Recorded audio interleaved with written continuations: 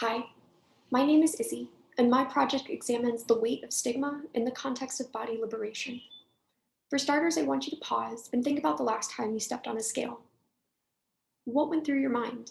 What were you hoping for? What would that number tell you? That you're good, bad, admirable, lazy? This is a normal part of our cultural discourse, wherein higher weight is bad and lower weight is good.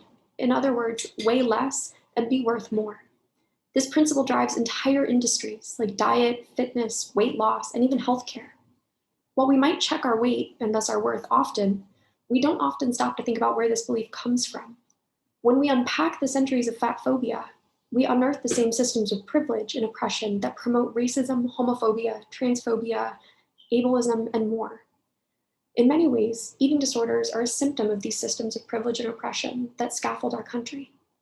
In my research project, we're using survey data from a racially diverse sample of 400 young adult sexual minority women to look at potential associations between experiences of identity-based stigma or discrimination and eating disorder pathology.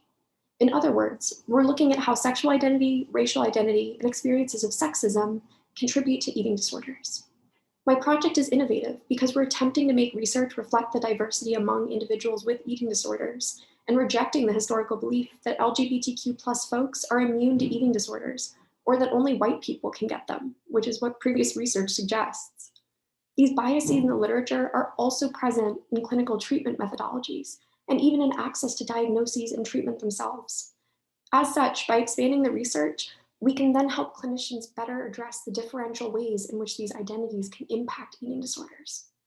Working towards equity of access and improving the quality of care available for folks with marginalized identities and eating disorders is a social justice effort in and of itself. There's also a meta impact, though, in that once we begin to liberate our own bodies from these systems, we can begin to liberate others as well, which is a global social justice endeavor.